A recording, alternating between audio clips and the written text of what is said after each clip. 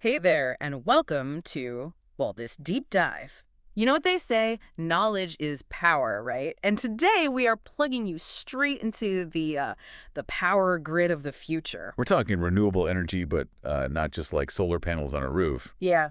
This is like the whole shebang. It's like companies are finally realizing that going green, I mean, it's not just good for the planet or whatever. Right. It's like good for business too, right? Right, yeah. And lucky for us, we've got this roadmap, this episode from Masood Khan's podcast, Supply Chain Savvy. Oh, yeah. Masood, he's great. I like his stuff. He like really gets into how businesses actually, The nuts and bolts. yeah, the nuts and bolts. Okay, so for like, I don't know how many years, companies have been basically, hooked on fossil fuels? Yeah, totally. Reliable, sure, but also pricey And predictable. yeah, and not doing the planet any favors. And kind of like building a house on a shaky foundation. And that's where renewable energy comes in, right? This is like, It's the bedrock. yeah, it's the rock solid. Yeah, but But bedrock. here's the thing, it's not just as easy as like flipping a switch, right? No. It's you got to like fundamentally change how you think about energy. Oh, It's about creating an energy ecosystem that is intelligent, interconnected, and sustainable. okay, now you're talking. So where do we even begin with all this? Well, let's start with, the thing we all take for granted, the electricity grid. Oh, with the old in with the new, right? Right. Think about how we usually get our power. These massive power plants Mhm. burning fossil fuels, sending it, across miles and miles of lines. Yeah. It's a system that is, well, prone to inefficiencies. Yeah, and not to mention, not really ideal for like solar and wind, right? Exactly. And that's where smart grids come in. Think about it like this. Imagine a traditional grid as a one-man band, Okay. trying to play all these instruments at once. Right?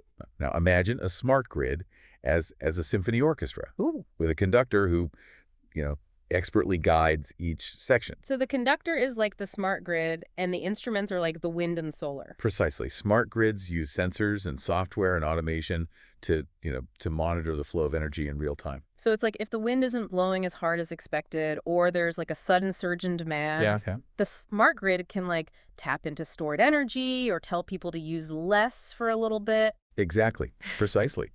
It's like having a brain, directing the flow of energy, making sure it's used as efficiently as possible. That's wild. It's already happening too. Oh, yeah. Masood, in his podcast, he gave this example, I think it was a warehouse. Oh, yeah. Using the smart grid to do energy-intensive tasks when solar power is abundant. Smart. Instead of like using energy during peak hours, they can just do it when the sun is shining and, well, It's free. Yeah. Basically free. that's just one example, but I mean, this could be applied to any industry. Absolutely. So we've got the smart grid acting as our maestro, but where are we actually getting all this green energy? That's a great question. It's more diverse than you might think. Masood highlighted three main ways companies are sourcing this renewable energy, and this is where it gets really interesting. Lay it on me. All right, so we got power purchase agreements, on-site generation, and renewable energy certificates. Okay, break those down for me. What's a power purchase agreement, a PPA? So PPAs, those are like long-term contracts between a company and a renewable energy producer. Oh. It's like subscribing to a wind farm's electricity, right? So, like, I could go to a wind farm and be like, hey, I love what you're doing here. I'm going to buy, like, a chunk of your electricity for the next 10 years. Exactly. It's like you're locking in a great rate on your electricity bill, but you're directly supporting new renewable energy projects. That's awesome. So it's a win-win. Companies get clean energy at a predictable price, and the energy producer gets, like, security to build more projects. It's like they're teaming up. They're teaming up to, like, make a greener future. Exactly. Now, the second one, on-site generation, this is where things get really interesting. Okay, hit me. So we're talking, like, solar panels on rooftops and wind turbines, Yeah. right? Like in fields and stuff. Yeah, exactly. Becoming more self-sufficient, Less reliant on the big guys. Exactly. And it gives you more control over your energy costs. Who knows what's going to happen with energy prices. Exactly. Masood actually mentioned this company. I think they were a clothing manufacturer. Okay. They installed solar panels and basically became energy independent. Oh, wow. That's impressive. I wonder if they were selling back to the grid. I think he said they were. Wow, that's Talk about a power move. Right. That's awesome. And it's not just for like massive companies, right? Yeah. Even smaller places can get in on this. Absolutely, yeah, like solar panels on a smaller scale or like smaller wind turbines. It's about, finding what works for you. Right, exactly. Okay, so we've got PPAs, which is like teaming up, and on-site generation where you're like doing it yourself. Right. But what about companies that can't do either? Like there's got to be another way to, get in on this renewable energy. Yeah, yeah, and there is. Okay, good. That's where renewable energy certificates come in, or RECs. Okay, RECs. So this is like supporting renewable energy without actually like building a wind farm myself. Yeah, think of it as like Yeah. you're supporting it even if you can't get it directly yourself, you know? Yeah. Investing in a greener future. Exactly, exactly. Tell me more. So each REC represents like 1 megawatt hour of renewable energy Okay. generated and put onto the grid, you know? Okay. And when a company buys RECs, they're basically offsetting their own use. So even if the electricity powering their stuff isn't like directly from a wind farm or whatever, they're still like supporting the bigger picture. Precisely. They're Mhm. reducing their footprint and contributing to the whole transition, even if they're not, totally powered by It's renewables. like you're buying carbon offsets, but for your electricity, Exactly. Yeah. neutralizing the impact. Exactly. And it's a good option for companies that, maybe they don't have the space or the resources for those other options. So many options. This is really cool. I'm learning a lot. Yeah. It's pretty amazing stuff. But here's a question. What happens when like the sun isn't shining and the wind isn't blowing? That's the $1 million question, We right? can't just like ask Mother Nature to turn the power back on.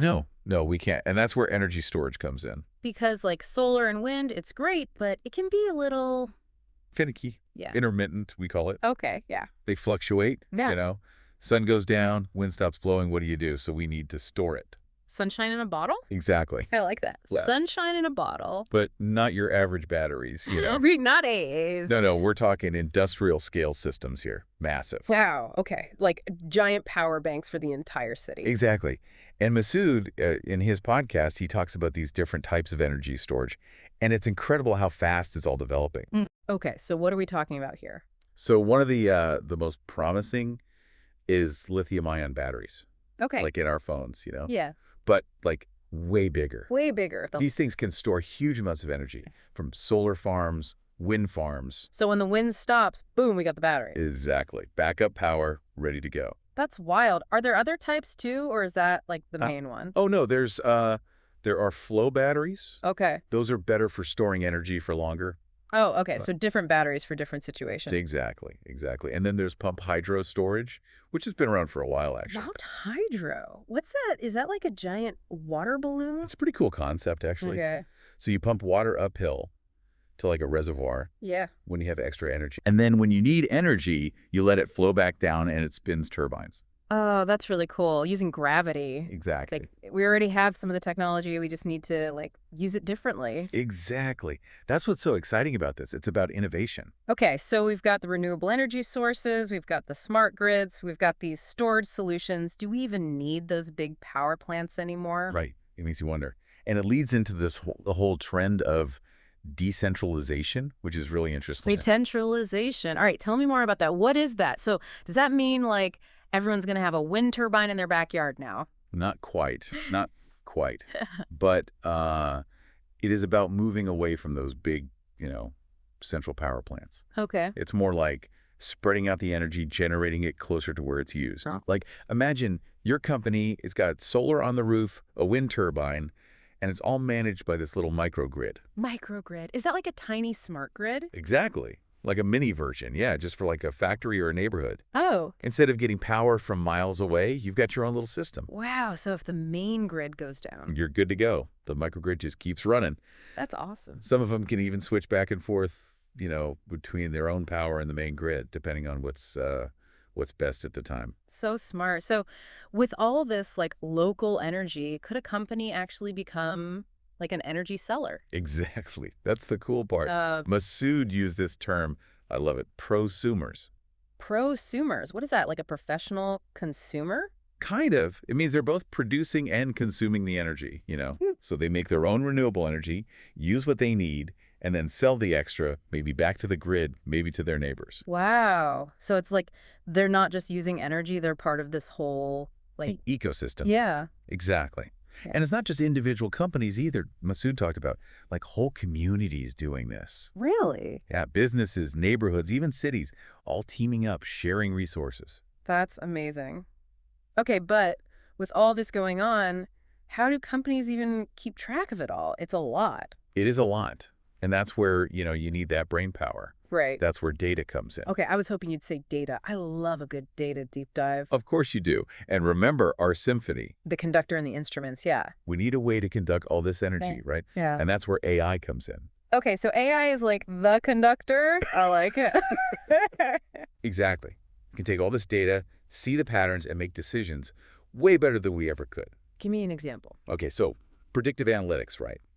AI can look at the weather, look at past energy use, and tell you how much solar power you're going to make tomorrow. Whoa. So you can plan ahead instead of just reacting all the time? Exactly. No more surprises, right? Yeah. And AI can optimize everything, find all those little inefficiencies. So it's like having an energy detective. Exactly. Making sure you're not wasting anything. I love it. This is like blowing my mind. It's pretty amazing stuff.